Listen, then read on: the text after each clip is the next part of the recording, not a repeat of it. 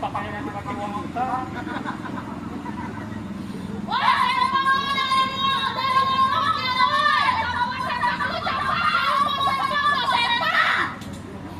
Semua yang melekat di dalam badan kalian adalah milik rakyat. Kembalikan pelajar kalian semua. Mana maruah amanat itu? Tahu kenapa itu demo seperti itu? Sepertinya itu bukan mahasiswa, atau mungkin Taubat goblok. kelas atau Eling. sadis sekali ya demonya dan tentara itu. Apa lihat-lihat? Semuanya dia yang Keluar. serba dia yang ngasih. HTmu, Pak. HTmu.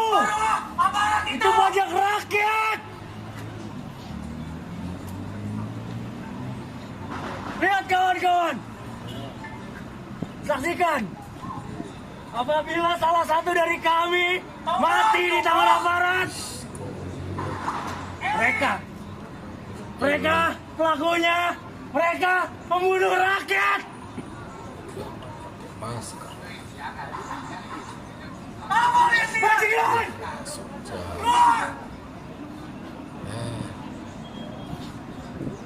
lantang-lantang gitu. HTmu, Pak. HTmu. HP-nya Itu kenapa? pajak rakyat.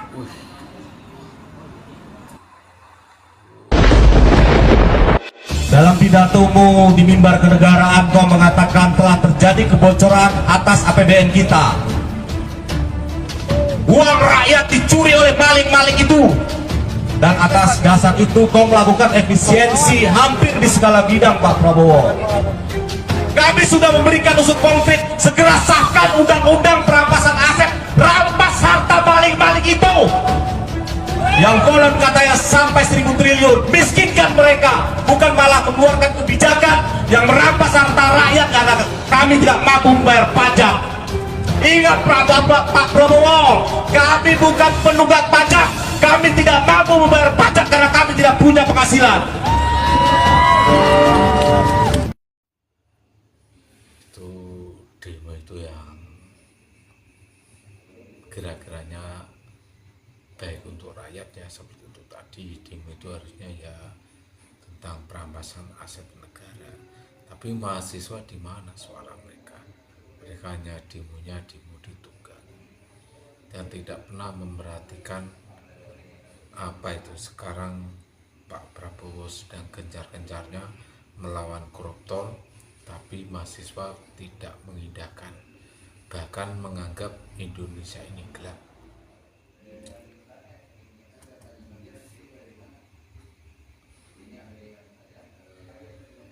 Dikutip dari akun X Ali Syarif yang telah tayang beberapa menit yang lalu, itu membuat link berita di akun X-nya, pengamat intelijen dan geopolitik berkata ada serangan balik pendukung Jokowi untuk jatuhkan Prabowo dengan menunggangi demo tolak undang-undang TNI. Seperti apa isi beritanya? Mari kita lihat.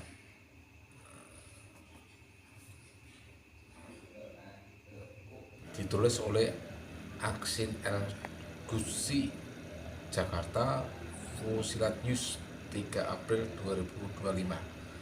Pengamat intelijen dan geopolitik Amir Hamzah menyatakan adanya kemungkinan serangan balik dari pendukung Presiden Jokowi untuk menjatuhkan Presiden terpilih Prabowo Subianto. Serangan ini menurut Amin dilakukan dengan menunggangi aksi demonstran yang menolak revisi Undang-Undang Tentara Nasional Indonesia atau Undang-Undang TNI. Ini kata dari pengamat Amir Hamzah.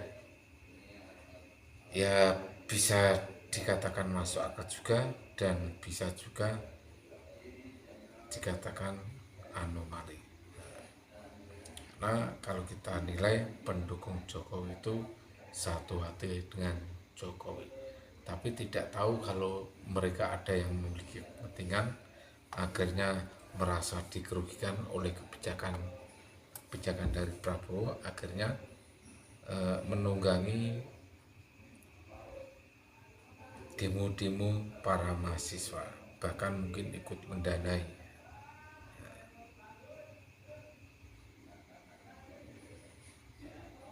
Amir menyebutkan bahwa salah satu pemicu utama dari serangan baik ini adalah langkah Prabowo yang dinilai melakukan pembersihan terhadap pihak-pihak yang dianggap dekat dengan Jokowi. Salah satu tindakan konkret Prabowo dalam hal ini adalah pembentukan satuan tugas Satgas Penertiban Kawasan Hutan yang fokus pada pengembalian lahan kelapa sawit ilegal yang berada di kawasan hutan negara. Ya, mungkin bisa juga ada indikasi orang-orang dekat Jokowi yang memiliki lahan hutan yang tidak memiliki izin resmi atau disebut ilegal. Bisa dikatakan ini bisa merugikan negara, dan Prabowo ingin membersihkan, namun pendukung Jokowi ini tidak senada dengan Prabowo. Tak hanya itu, upaya pembersihan juga terjadi di sektor energi, khususnya di dalam tubuh Pertamina.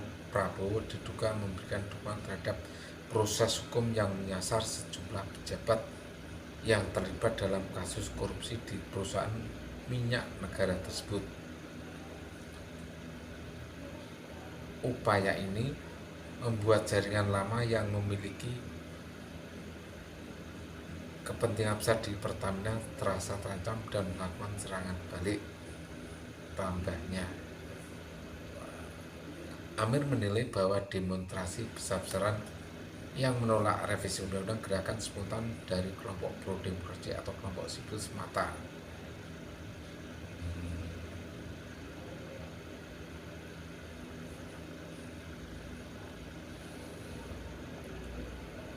Lebih lanjut, Amir mengungkapkan bahwa di lubang demonstrasi ini bisa membuka jalan bagi Gibran Rakabuming Raka, putra sulung Jokowi yang saat ini menjabat sebagai wapres terpilih, untuk naik jadi presiden lebih awal dari yang seharusnya. Wah, ini sangat tendensius sekali nih. Ini pengamat politik geopolitika ini masih perlu didalami lagi apakah benar analisa dari pengamat politik ini, dan masih terlalu dini kalau masih berpikir seperti itu. Dilanjutkan, dinamika politik Indonesia semakin cepat bergerak setelah pemilu yang dimenangkan oleh pasangan Prabowo Gibran. Berbagai manuver politik pun mulai terlihat, dan baik pendukung maupun pihak yang merasa terancam. Oke, itulah konten-konten kami dari Rianto Populis. Semoga bisa menemani Anda semuanya. Terima kasih, selamat hari raya Idul Fitri. Mohon maaf lahir dan batin. Sampai jumpa.